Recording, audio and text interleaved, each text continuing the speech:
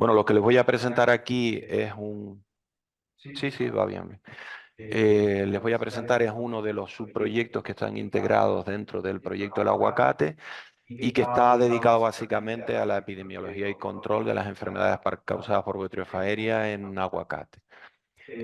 Lo que les voy a contar aquí básicamente es dónde está, es decir, de qué estamos hablando cuando hablamos de este tipo de enfermedades causadas por este tipo de hongos aéreos. Y entonces, ¿dónde, digamos, nos golpea el patógeno? Es decir, porque aunque es un patógeno, normalmente un patógeno tiene un desarrollo evolutivo vinculado a una planta y es frecuente que estén asociados a especies concretas. Estos son unos patógenos oportunistas y entonces como tales atacan a muchas especies distintas y atacan en momentos muy distintos del cultivo.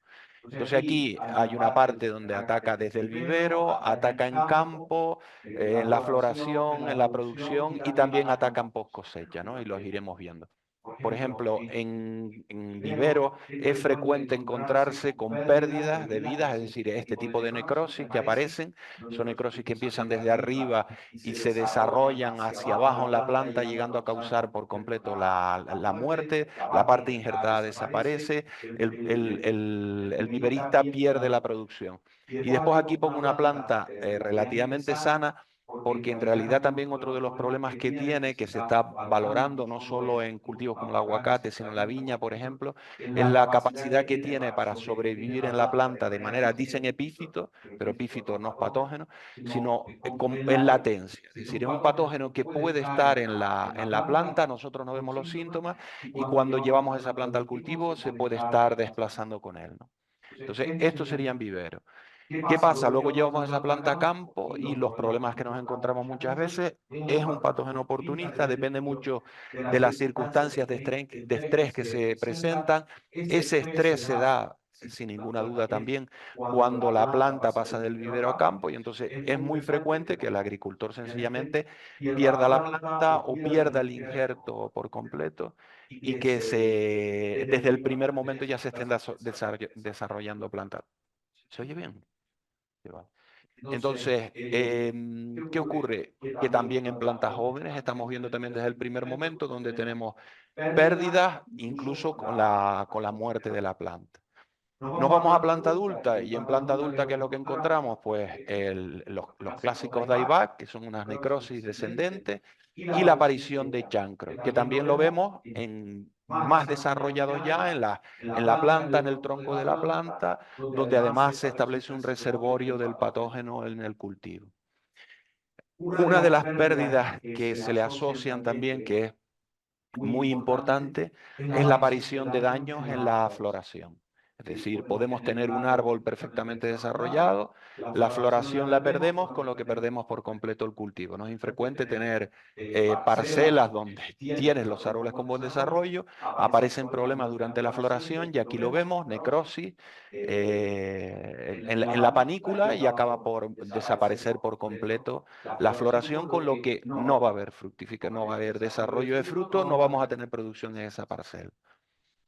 También ataca en el campo, o pensamos que ataca, en desarrollos al final del fruto, donde nosotros en la fase en que se inicia el desarrollo del fruto podemos tener ataques desde el pedúnculo, como vemos aquí, y la producción también desaparece. Esto no es infrecuente en periodos como junio por ahí, que se pierde una parte importante de la producción. Y por último tenemos otro nivel de ataque también, que es el que ocurre en post cosecha. Cuando tenemos estos aguacates de la variedad A o de la variedad fuerte, en casa mismo los encontramos, esas necrosis que se desarrollan a partir del pedúnculo, vemos en el interior esas fibras. Este tipo de necrosis son también producidas por hongos de esta familia.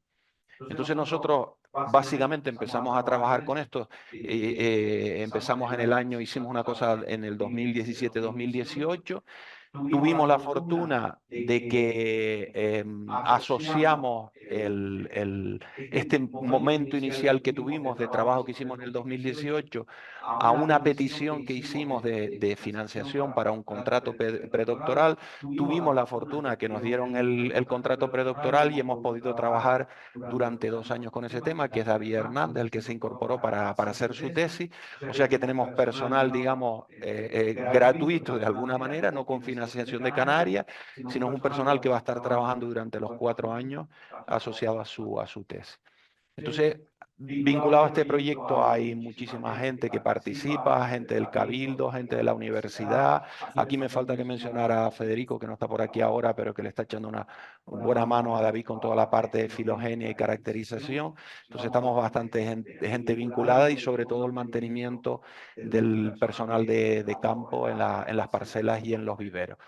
Básicamente nosotros movemos entre dos puntos. Lo que le interesa al agricultor está en qué es lo que causa esta enfermedad y después cómo lo controla. Y en ese intervalo nos estamos moviendo.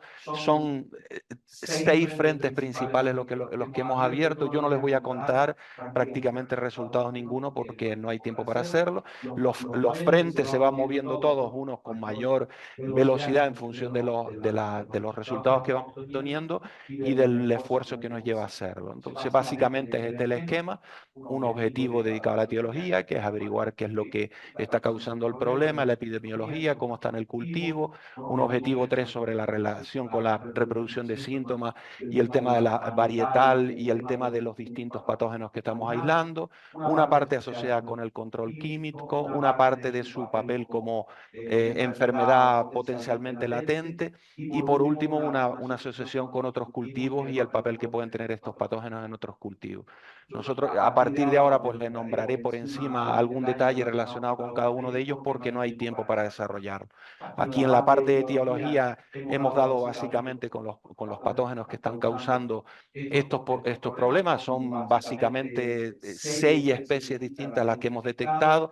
Algunas de ellas son la primera vez que se detectan en aguacate, la primera vez que se detecta en Canarias o en España. Estos son el perfil de organismos que estamos obteniendo.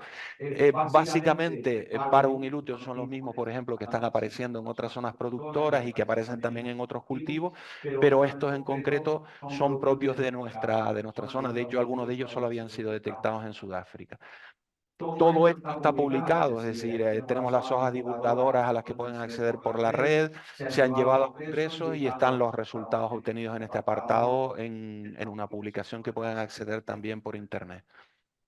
Después el apartado sobre epidemiología, que es cómo se desarrolla la enfermedad en el cultivo del aguacate. Esto tiene una problemática importante porque es que nosotros, de hecho, hay una parte, esto que tenemos es el ciclo del hongo en el cultivo con las distintas fases, la fenología del cultivo.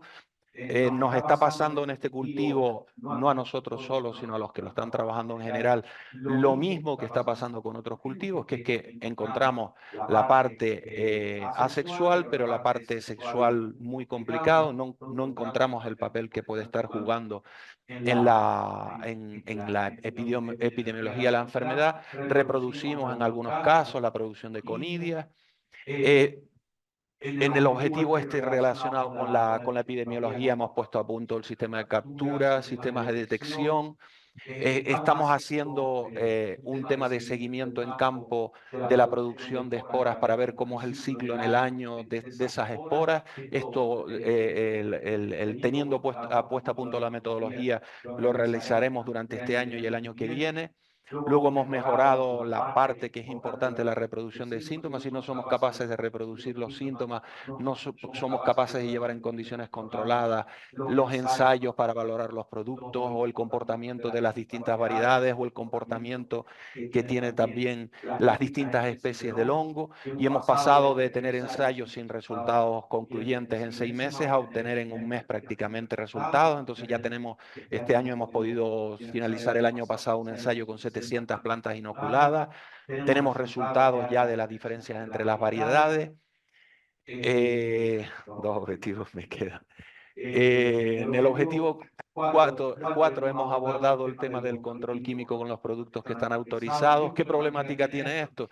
Pues que mientras que en condiciones controladas obtenemos resultados, no he puesto nombres de los productos en concreto, ya en el momento que estén los resultados los publicaremos, pero cuando lo llevamos a campo en los ensayos que hemos mantenido durante 2 años de seguimiento con toda la problemática que eso lleva, de ver qué es lo que tenemos que valorar, qué es lo que tenemos que aislar, pues no vemos resultados de campo, no encontramos resultados concluyentes de ningún tipo, de manera que tenemos que ver entre lo que está pasando, los productos en condiciones controladas funcionan, en campo, en las condiciones que se están aplicando, no vemos una efectividad. Hay mucha problemática ahí asociada que hay que estudiar.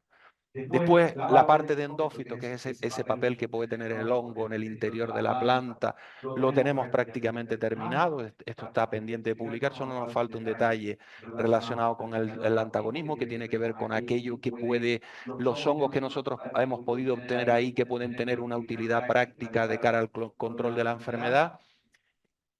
Esta parte lo hemos llevado, por ejemplo, al Congreso de la Sociedad Española de Fitopatología, eso están los resúmenes, lo hemos llevado a un congreso internacional en Lyon. Y por último, estamos haciendo un trabajo sobre incorporando en estos 2 años estas mismas especies detectadas en otros cultivos en Canarias, que estamos contando con el Laboratorio de Gran Canaria, con otra gente que nos está enviando muestras para contar con muestras de viña, de almendro, de olivo, laurel de India. En todos estos cultivos producen estos hongos problemas fitosanitarios. Hemos hecho un estudio con el Cabildo de Tenerife y con la denominación de origen del Valle de la Orotava, donde hemos obtenido una colección importante de aislados y prácticamente no les cuento nada más porque el objetivo 7, la idea es recabar toda esta información al final para poder sacar de alguna manera objetivos prácticos de interés para el agricultor a ver dónde llegamos en estos 4 años, ¿no?